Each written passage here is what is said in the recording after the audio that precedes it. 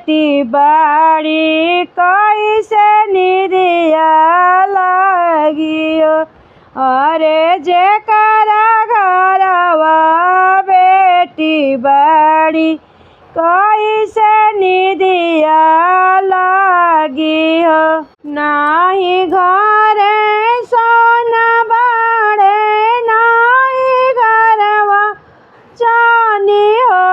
अरे नाही घरवा रुपिया बाड़े कैसे बेटी बिया हो। अरे नाही घरवा रुपिया बाड़े कैसे बेटी बिया हो। और रोई रोई बोल पापा सुन दाना बात हो। अरे बिनु रे दाए जावा के नाई बेटी बिया हो। अरे अब घरवा हमर बेटी रही हाँ कुआर हो। अरे अब घरवा बेटी हमरो रही हाँ कुआर हो। अने कॉलेजवा से आवा भैया मारा हो। अरे काहे पापा सोचताड़ काहे मनवा थोरा हो। अरे काहे पापा सोचताड़ काहे मनवा थोरा हो।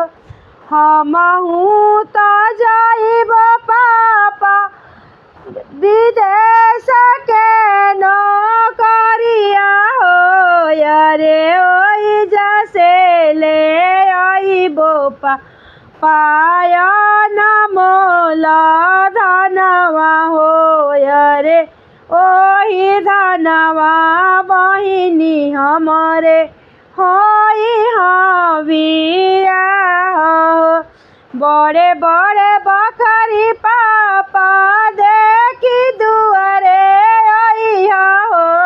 अरे पढ़ल पंडितवा पापा बरवा तू खोजिया हो। अरे हमारा बहिन जोग बरवा पढ़ल खोजिया हो। रोई बोलेली कौन बेटी बात हो। अरे सुन पापाया हो पापाया राजा मार हो।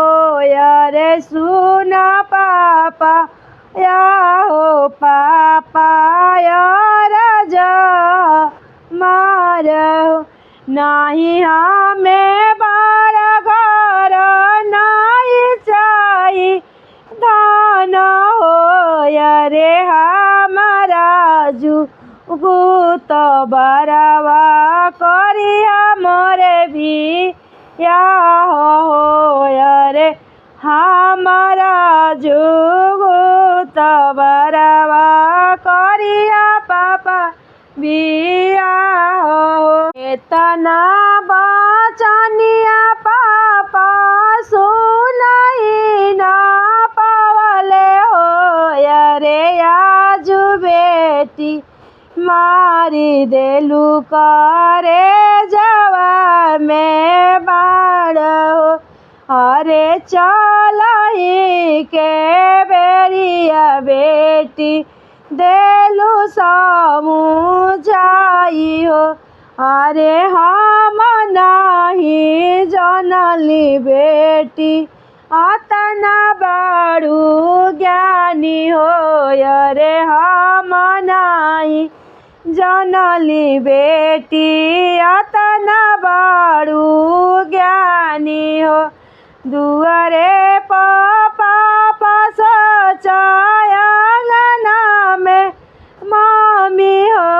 अरे मोरा घरे बेटी बेटी बाड़ी कैसे होई बियाह हो रे हमारा घरवा बेटी बाड़ी कैसे होई बियाह हो।